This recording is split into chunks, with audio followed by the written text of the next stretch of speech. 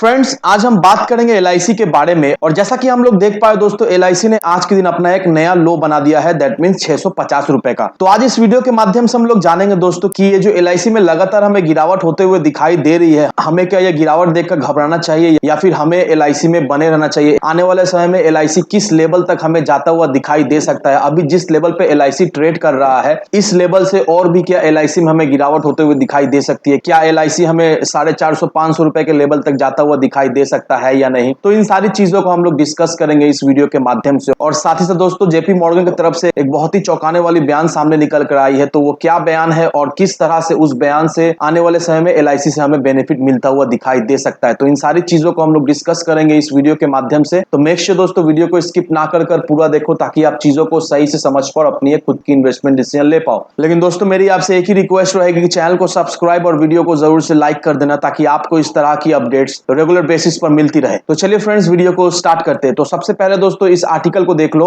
यहाँ पर क्या मेंशन किया हुआ दोस्तों, यहाँ पर यही मेंशन किया हुआ है कि एलआईसी में हमें एक थोड़ी मोड़ी रिकवरी होते हुए दिखाई दी थी, लेकिन आज के दिन दैट मींस मंडे, एलआईसी में हमें फिर से एक सेलिंग प्रेशर होता हुआ दिखाई दे रहा है। अब ये एलआईसी के प्राइस में डिक्लाइन होने के बावजूद भी दोस्तों, जेपी मॉर्गन जो कि एक ग्लोबल ब्रोकरेज फर्म है, वो एलआईसी को लेकर अभी भी पॉजिटिव है। अब किस लिए एलआईसी को लेकर वो लोग अभी पॉजिटिव है, ये सारा चीज जो है वो यहाँ पर मेंशन किया हुआ है। अब यहाँ पर देखो दोस्तों, एलआईसी का स्ट्रॉन्ग बिजनेस होने के बावजूद भी, स्ट्रॉन्ग पोर्टफोलियो होने के बावजूद भी, प्रॉमिसिंग ग्रोथ होने के बावजूद भी एलआईसी जो है वो अपने इन्वेस्टर्स को रिटर्न नहीं दे पाया है। और जब से एलआईसी जो है वो लिस्टेड हुआ है, तब से एलआईसी में हमें सेलिंग प्रेशर ही बनते हुए दिखाई दे रही है। अब आज के दिन एलआईसी ने फिर से अपना एक नया 52 वीक लो बना लिया है, दैट मीन 650 रुपए का। और एलआईसी जो है वो अब तक अपने इन्वेस्टर्स का 1/3 वेल्थ जो है वो वाइप आउट कर दिया है मार्केट से। अब जेपी मॉर्गन ने एलआईसी को जो रेटिंग दिया है वो ओवरवेट का रेटिंग दिया है। और जेपी मॉर्गन ने जो एलआईसी के लिए टारगेट रखा है वो 840 रुपए का टारगेट रखा है। और उन्हें ऐसा लगता है कि यहां से एलआईसी में 29% का एक अपसाइड दिखाई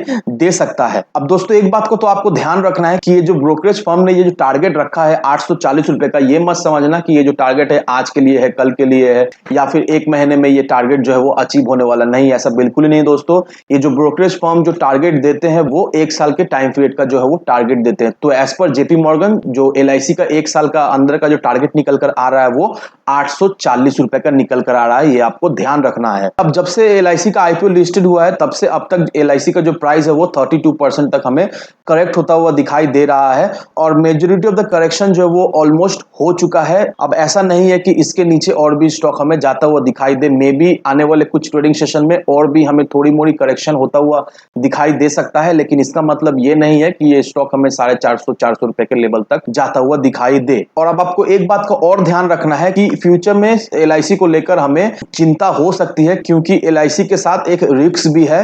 रिस्क क्या है दोस्तों? रिस्क यही है कि आने वाले समय में गवर्नमेंट जो है वो इसका स्टेक और भी रिड्यूस करेंगे। क्योंकि हम लोग सभी अच्छी तरीके जानते हैं दोस्तों कि कोई भी स्टॉक जो शेयर मार्केट में लिस्टेड होता है, प्रमोटर्स के पास जो मैक्सिमम होल्डिंग रहना चाहिए वो 75% रहना चाहिए। 75% के ऊपर होल्डिंग जो है वो अलाउड नहीं है। और एलआईसी जो है वो अपना स्टेक जो मार्केट में सेल किया है वो सिर्फ और सिर्फ 3.5% का है। तो आने वाले समय में और भी स्टेक हमें मार्केट में आता हुआ तो जरूर से दिखाई देगा। तो यही एक कंसर्न की बात है एलआईसी को लेकर। अब मिस्टर कुमार जो कि चेयरमैन है एलआईसी के, उनका यही कहना है कि इन्वेस्टर्स को बिल्कुल ही घबराना है नहीं। इन्वेस्टर्स को इमीडिएटली तो कोई परफॉर्मेंस गेन मिलता हुआ नहीं दिखाई देगा, लेकिन उनका सजेशन यही है कि इन्वेस्टर्स पेशेंस रखे, आने वाले समय में उनको एलआईसी से जरूर से रिटर्न मिलता हुआ दिखाई देगा। अब हम लोग सभी अच्छी तरीके से ऑलरेडी जानते हैं दोस्तों कि मार्केट में किस वजह से गिरावट होते हुए दिखाई दे रही है। तो मिस्टर कुमार जो कि चेयरमैन, उनका यह कहना है कि जैसे जैसे मार्केट में हमें इंप्रूवमेंट होता हुआ दिखाई देगा, वैसे वैसे करके शेयर प्राइस में भी हमें इंप्रूवमेंट होता हुआ दिखाई देगा। और इन्वेस्टर जो है वो एक अच्छा रिटर्न घर लेकर जाएंगे मीडियम से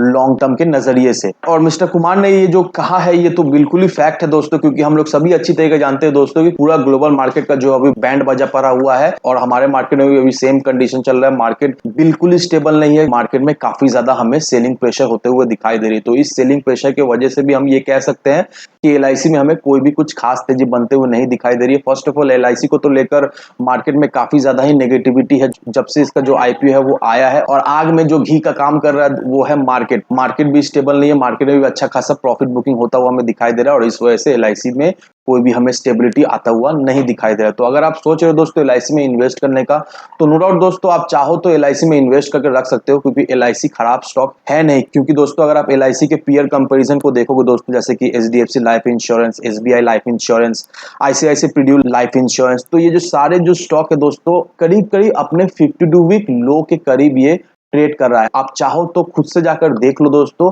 ये सारे स्टॉक जो है वो अपने 52 वीक लो के करीब ट्रेड करता हुआ दिखाई दे रहा है। दैट मीन्स दोस्तों ये पूरा सेक्टर में ही अभी हमें अच्छा खासा सेलिंग प्रेशर आता हुआ दिखाई दे रहा है, और LIC में भी हमें सेम ही चीज दिखाई दे रहा है। तो अगर आप LIC में इन्वेस्टेड हो या फिर LIC में आप फंसे हुए हो, तो मेरी सलाह यही रहेगी दोस्तों कि आप इसे होल्ड करके रखो। आने वाले समय में जरूर से आपको LIC से एक अच्छा खासा रिटर्न मिलेगा ही मिलेगा, क्योंकि आप सभी लोग अच्छी तरीके से जानते हैं दोस्तों कि LIC इंश्योरेंस मार्केट को जो है वो डोमिनेट करता है, और LIC का पोर्टफोलियो काफी ज्यादा मजबूत है इसके अदर पीयर कंपेटिटर से। तो आने वाले समय में दोस्तों LIC को तो इससे हमें बेनिफिट तो जरूर से मिलते हुए दिखाई देगी ही। तो इन सारे फैक्टर को कंसीडर करो, उसके बाद ही अपना एक इन्वेस्टमेंट डिसीजन लो। लेकिन दोस्तों मेरी आपसे एक ही विनती रहेगी कि विदाउट एनी डिटेल रिसर्च के बिना कहीं पर भी इन्वेस्टमेंट ना करें। वीडियो अगर आपको पसंद आए तो लाइक से सब्सक्राइब जरूर करना। तो चलिए फ्रेंड्स, मिलते हैं हम अगले वीडियो में।